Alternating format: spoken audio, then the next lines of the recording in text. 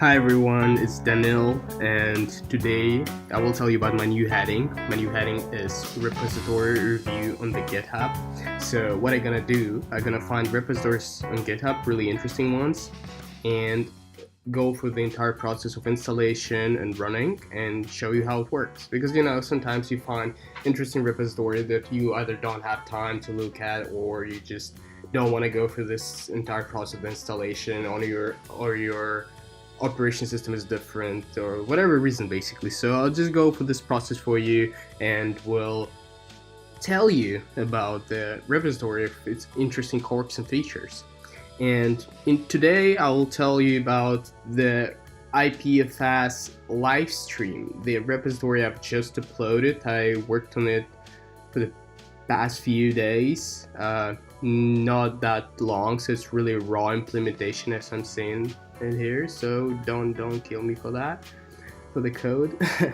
So what this program is basically doing is breaking their video recording of your screen into chunks and continuously push the parts of the video to the ipfs network. Also, it creates a sync.json file that contains all the ipfs addresses to all the parts of the video that I push to the IPNS, and whoever has this IPNS address of mine, my peer ID basically, can access the sync.json file. And if you do it through the ipfs-livestream tool, you will be able to watch the live stream itself. Even if it's ended and it's still on the ipfs network, you will still be able to watch it. As I said, it's really raw implementation. It only does the basic thing, broadcasting, watching, and the web player is kind of bad right now, but it works. So I'll just head to the explanation of the process now. And by the way, if you don't know what ipfs is, I highly recommend you to go here and watch what it is all about, because ipfs is a really great thing. It's called ipfs interplanetary file system, and it's global version peer-to-peer file system. It's just a gateway to a decentralized world, so just look at it if you have time. So to begin with that, you will need to download the ipfs and ipget and ffmpeg. This is all you need to do this. I'm not going to explain the process of downloading, it's pretty trivial. And what I'm actually going to explain is the picture behind the live stream in itself. So there's two parts. There are two parts, broadcaster part and the viewer part. The broadcaster part is the part where the video is actually being generated, being recorded from the screen in this specific case. And then the samples, what I call samples, is a parts of the video. They are being pushed to the ipfs network. Then the ipfs network generate hashes for them, and these hashes are being written into the sync.json file. The sync.json file then pushed to the IPNS, and the process repeats. So it's continuously pushing newer parts of the video, adds them to the sync.json file, and then push this sync.json to IPNS. So whoever has this IPNS address or peer ID of the streamer can become a viewer. And the viewer, just inputting this IPNS address, receives the sync.json file, parse it, and essentially now he has all the addresses to all the video parts that he can download and play. So that's pretty trivial.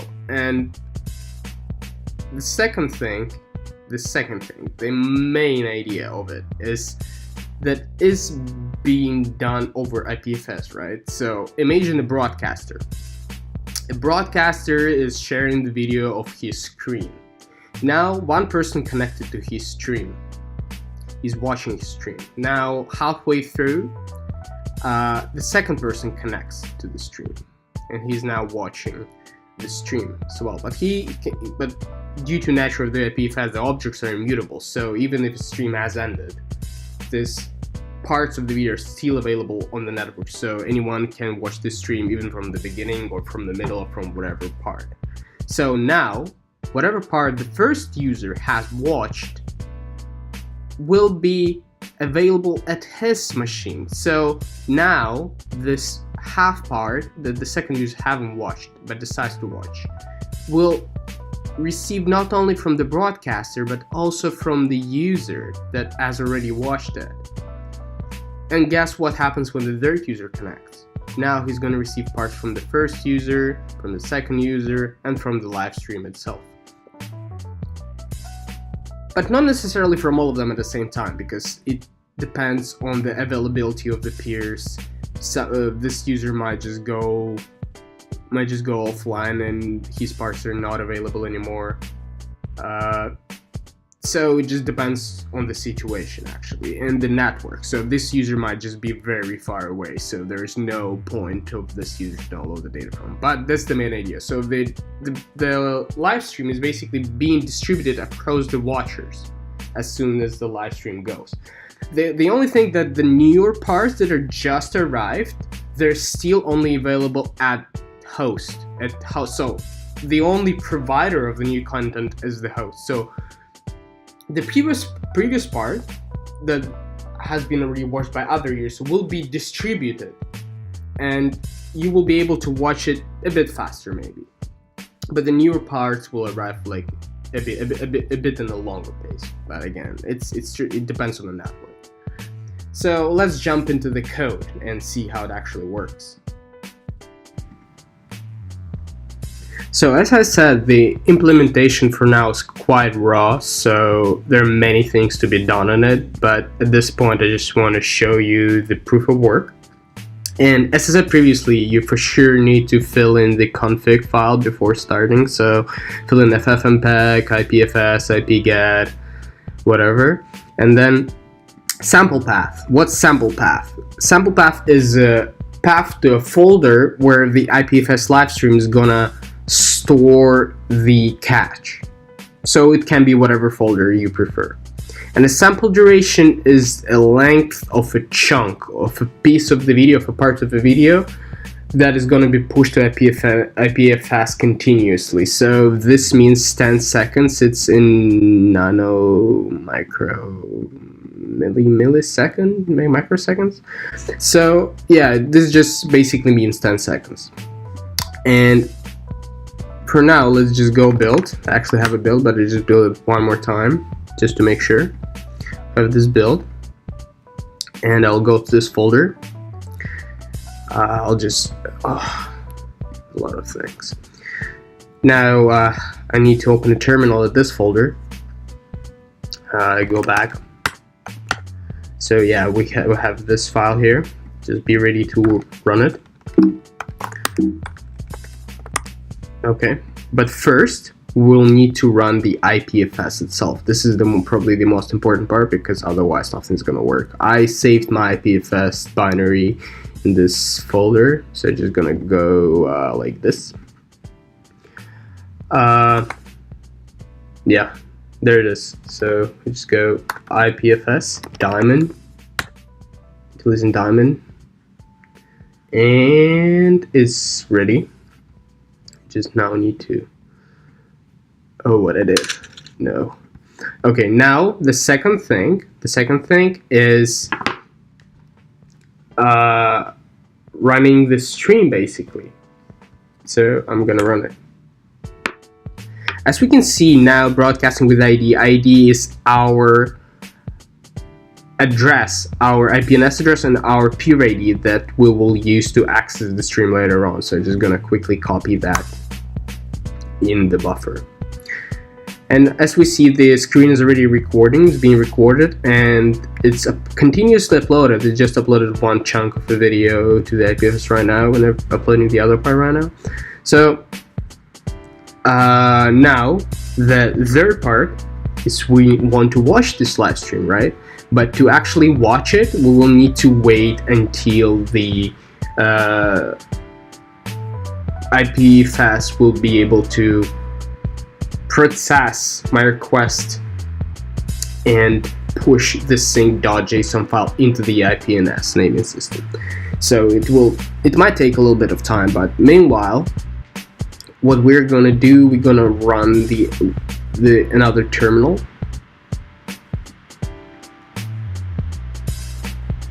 and we'll need to go to that folder again. Where is that folder? There we go.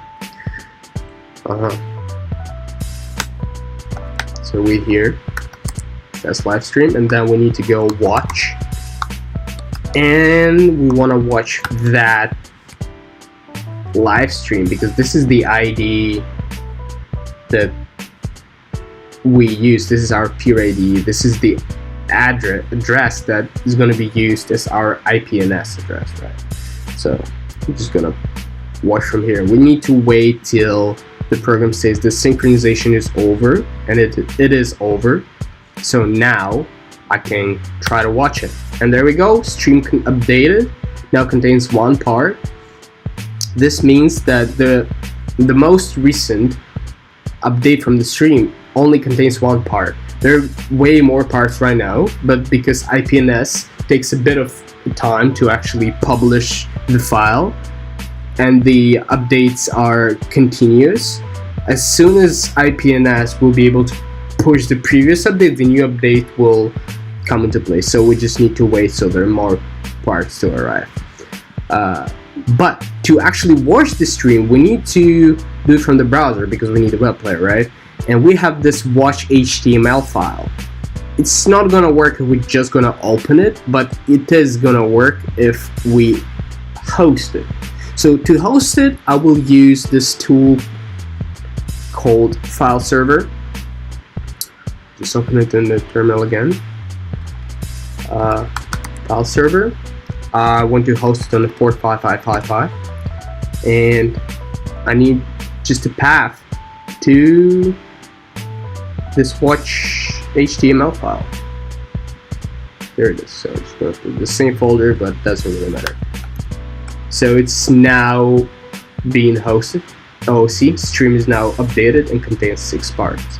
So just quickly go to the browser and go localhost 5555.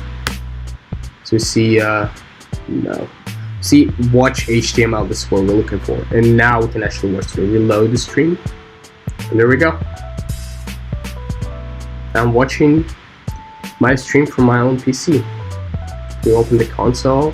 See, stream contains now has 6 parts, and just downloading this chunks, this pieces of the video, and then continuously play them in the browser window.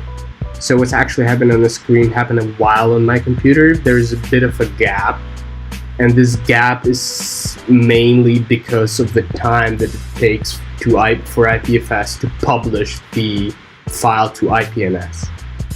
So it's about 1 to 2 minutes, and also depends on your sample duration. Loading the stream, it means that we already watched all the parts that are available, and new parts hasn't arrived yet, so we just need to wait.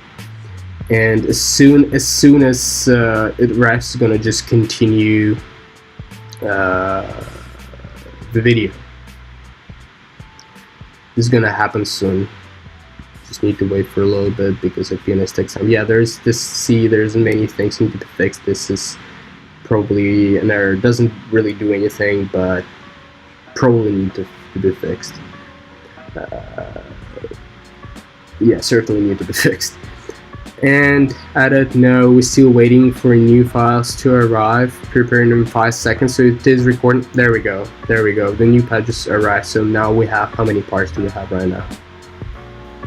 Right now we will have 11 parts, 11 video parts, which is 10 seconds each, so 110 seconds of the stream. And you see it's just a bit flickering when the video parts are changing each other, because they're going back to back, and as soon as it loads a new part, even though it's buffering, it's still a bit flickering. It's probably because the video player itself is not really good, and maybe the web player itself is good, but the JavaScript and the HTML page itself, it's not really good. It requires a lot of work. so I might as well fix it later. But for now, that's how it is. So let's quickly look at the code. The code is far from being production ready, from being modular, from being how I want it to be, but it works for now, and let's have a look at how it works. First, I'm specifying the config file. The config file is the flags, and the first flag is a config flag, and it points to a path of a configuration. If the binary is the same place as the config file and it's just left as is, so it's not specified, it's just gonna try to load it from the same working directory as you're in right now, where the binary is located, where you're executing from.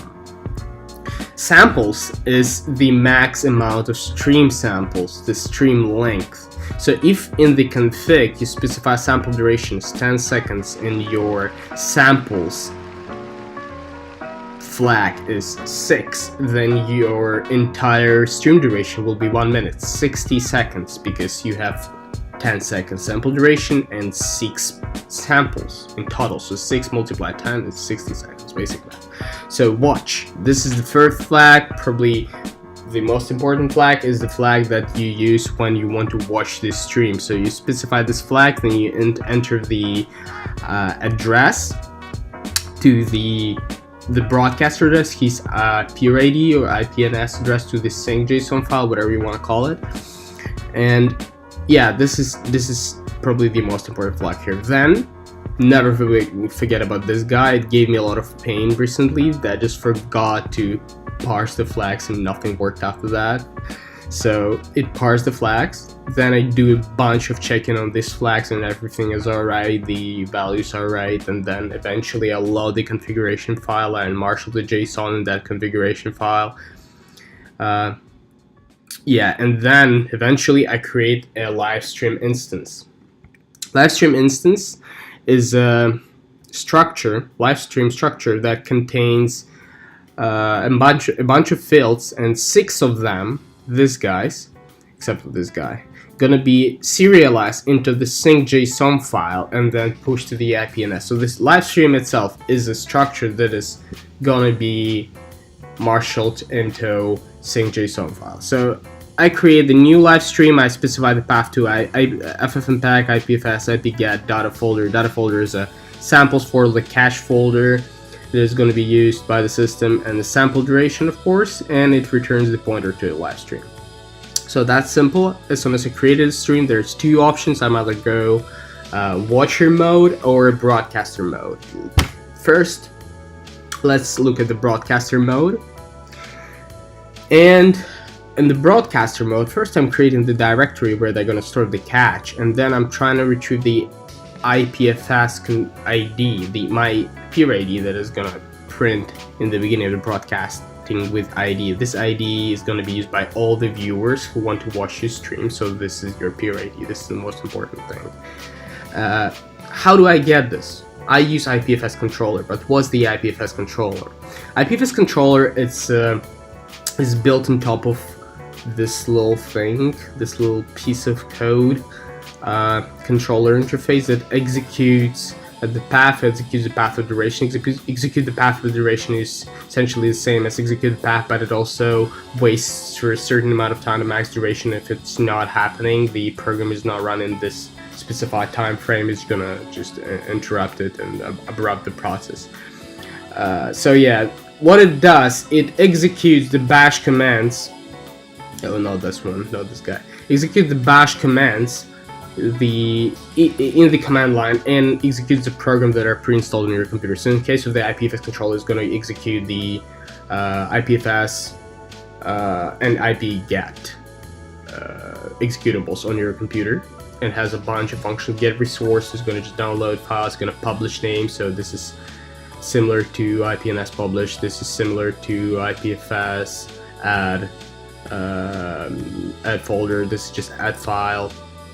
And get ID just gets your basically gets ID, your peer ID, your IPNS address from the IPFS. And there's a bunch of other functions. You can have a look at them.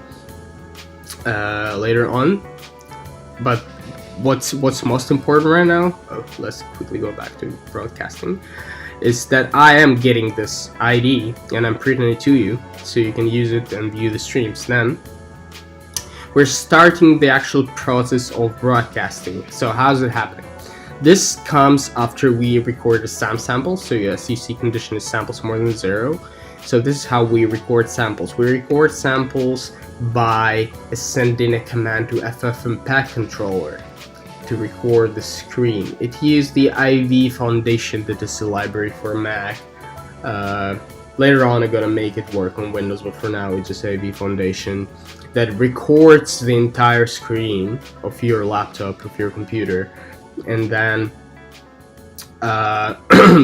it saves it as a file. So what's happening, we're recording the screen, recording the sample, we're increasing the sample cursor, then we going back into this loop and we're checking, okay, we have more than 0 samples right now, so we are changing the cursor, the sync cursor. This is basically the cursor that is being used to point to the latest parts of the stream. I'm using atomic counter, even though it's not that concurrent right now. It could be. You can probably get away with using just a normal counter, but you might as well use atomic counter, so I just did that. And if a sync cursor is greater than 0, it means we need to synchronize. We need right now, so we're waiting for the synchronization. If it's not there, we just continue. It's not happening. If the last synchronization is not the same as what we have right now, we need to synchronize. So we go save sync. Save sync, what it does is marshals our live stream into the sync.json file, writes it down to a file, and then calls a sync function, which is pushing the sync.json file to the ipfs, to the IPNS in this case, pushing the file. This is to the IPFS network, and then publishing the name to IPNS. This is what's happening. But this only happens after we push the samples to the IPFS itself. So we have hashes. We added these hashes into our live stream, and only after that it can be synchronized. Because if we synchronize the live stream without any parts, it doesn't make any sense, right? So this is essentially how the broadcasting works. Then we quickly gonna have a look at the watching process. Watching process, it's nothing more than catching this sync.json file from IPFS and then hosting this cached file so it can be available. It can be available on the computer and can be accessed from anywhere. I decided not to do this IPFS sync.json file retrieving in JavaScript. I just made it in Go. And now after you watch it and the program retrieve the file, the latest version of the sync.json file, latest updates of the stream, it just hosts this information. So anyone from any other program can just reach this /sync endpoint at port 888 and get this information about the stream. So this is how it happens right now in this watch HTML. It's actually just a player that accesses this local address and receive the latest information about the stream, about the parts of the stream, the sync.json file information, and then gets the parts of the stream from the IPFS. So what's happening here, we are creating the router, we enabling the course, the cross origin, just in case, because I was having some issues with localhost and you know this problem. So I just made it start for this point, so it just works. Later on it might be removed, might be replaced with something else, but for now it's as is. We hosting it on the port 888, then we are running this service in a separate coroutine. We're closing the server after this procedure is done, so we defer it, and then goes the cycle. The cycle includes checking for updates, constant checking for updates from the ipfs. As soon as we retrieve the file, we compare its hash. If the hash is different, we take the MD5 hash from the single.json file. If it's different, then we see that there's a difference in the file, so we update the cache, and this cache latest to single.json cache is being available on this endpoint, at this endpoint. And this is what it was basically doing. It updates, sees if there's any new parts arrived, and then if there are, it saves them into the cache, sync file cache, and then updates the stream and says how many parts are now available. So this is basically it for live streaming using ipfs-livestream. And yeah.